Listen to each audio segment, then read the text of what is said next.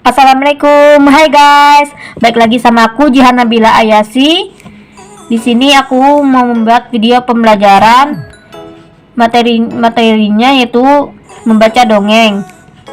Dipelajari di kelas 3. Mata pelajarannya yaitu bahasa Indonesia. Aku membuat video ini untuk menyelesaikan UAS mata kuliah Manajemen Teknologi Pendidikan. Yang mana video ini akan aku upload ke YouTube, yaitu YouTube sebagai media pembelajarannya ya. Aku menggunakan YouTube untuk medianya, makanya aku membuat video ini. Oke, jadi kalian yang belum tahu apa itu dongeng dan belum mengetahui banyak tentang dongeng itu memiliki manfaat juga. Jadi kalian harus menonton video ini sampai habis ya. Oke, selamat menonton. Oke, yang pertama kita akan bahas pengertian dongeng dulu. Kalian tahu apa itu dongeng? Oke, dongeng adalah bentuk sastra lama yang bercerita tentang suatu kejadian yang luar biasa dan penuh hayalan, sehingga dianggap oleh masyarakat cerita tersebut tidak benar-benar terjadi. Nah, menurut Kamus Besar Bahasa Indonesia atau KBBI, dongeng diartikan sebagai cerita yang tidak benar-benar terjadi, terutama tentang kejadian zaman dahulu yang aneh-aneh. Nah, dongeng ini diceritakan untuk hiburan. Meskipun dalam kenyataannya banyak cerita dalam sebuah dongeng yang melukiskan kebenaran karena mengandung pelajaran moral, bahkan sindiran. Nah, lalu dalam dongeng yang menggunakan bahasa Indonesia, sering diawali dengan kalimat pada suatu hari, di suatu desa terpencil, seperti itu. Oke, selanjutnya kita akan membahas tentang bentuk-bentuk dongeng. Sebuah dongeng tidak hanya mengisahkan tentang manusia saja, tetapi juga tentang binatang, tanaman, dan juga makhluk lainnya. Pada dasarnya, semua yang ada di sekitar kita ini dapat diangkat menjadi sebuah dongeng yang memiliki makna cerita tersendiri. Oke, bentuk-bentuk dongeng yaitu yang pertama ada mitos.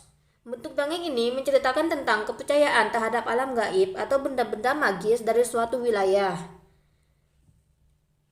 Contohnya Nawang dan Jakarta Rup dari Jawa Tengah, Ratu Pantai Selatan dari Jawa Tengah juga, dan Batu Menangis dari Pulau Kalimantan, dan pastinya banyak lagi ya.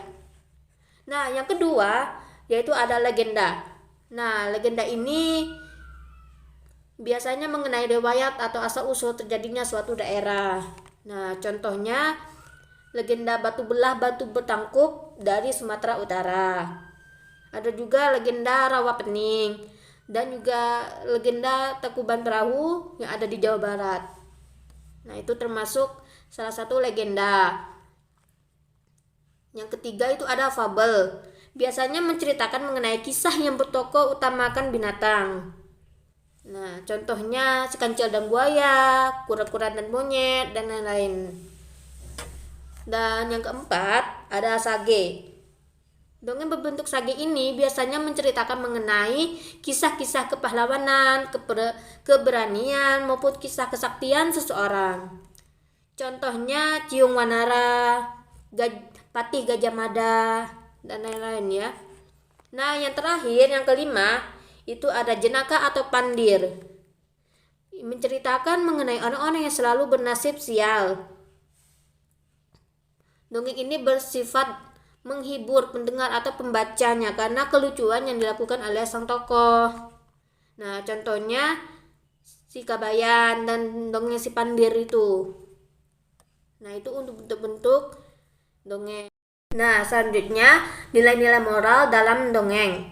Dalam satu dongeng tidak hanya memuat sebuah cerita saja, tetapi juga pasti ada nilai-nilai moralnya di dalamnya ya.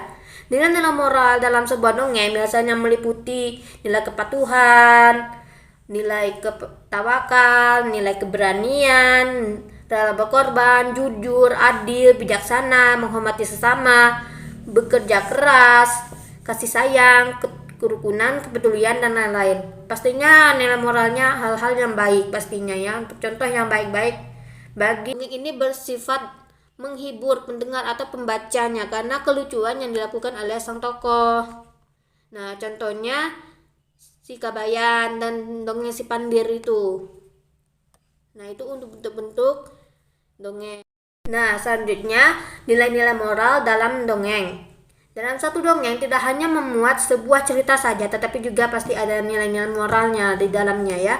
Nilai-nilai moral dalam sebuah dongeng biasanya meliputi nilai kepatuhan, nilai tawakal, nilai keberanian, rela berkorban, jujur, adil, bijaksana, menghormati sesama, bekerja keras, kasih sayang, kerukunan, kepedulian, dan lain-lain. Pastinya nilai moralnya hal-hal yang baik pastinya ya, untuk contoh yang baik-baik bagi yang membacanya.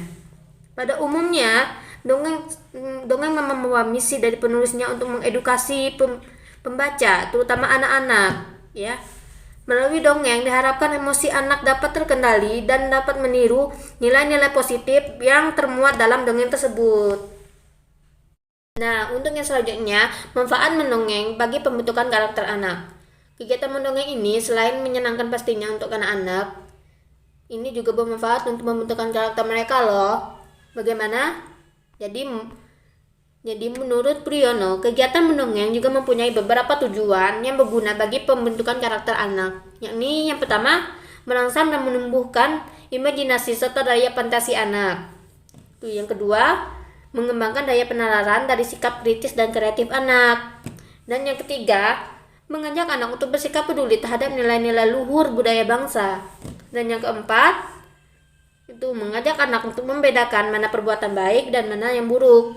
Yang kelima, mengajari anak untuk mempunyai rasa hormat dan percaya diri. Nah, supaya tujuan-tujuan tersebut dapat tercapai, dalam kegiatan mendongeng harusnya memilih dongeng yang sesuai dengan usia anak. Lalu, menurut Priyono, ada beberapa hal yang harus diperhatikan dalam mendongeng. Yang pertama, pendongeng harus ekspresif dan energik supaya dapat menarik perhatian anak. Dengan adanya perubahan intonasi, mimik wajah, dan gerakan tubuh pasti dapat menarik perhatian anak untuk lebih memperhatikan dongeng. Yang kedua, itu pendongeng harus banyak membaca sehingga dapat berimprovisasi. Nah, yang ketiga, memilih dongeng yang tepat supaya nilai moral dan pesannya dapat ditiru anak. Oke guys, itu dia penjelasan dari aku mengenai dongeng. Ternyata membaca dongeng itu sangat menyenangkan ya bagi anak-anak. Mereka senang sekali jika kita membaca dongeng kepada mereka sebelum tidur, apalagi untuk anak-anak ya. Makanya orang tua biasanya banyak yang membacakan dongeng sebelum tidur kepada anak-anak untuk mengantarkan tidur. Oke, itu saja video dari aku. Semoga video yang aku buat ini bermanfaat untuk semuanya yang menonton. Dan kalau ada kurang, aku mohon maaf sebesar-besarnya. Sampai sini dulu videonya guys. Aku akhiri. Wassalamualaikum warahmatullahi wabarakatuh. Sampai jumpa di video aku yang lainnya ya. Bye.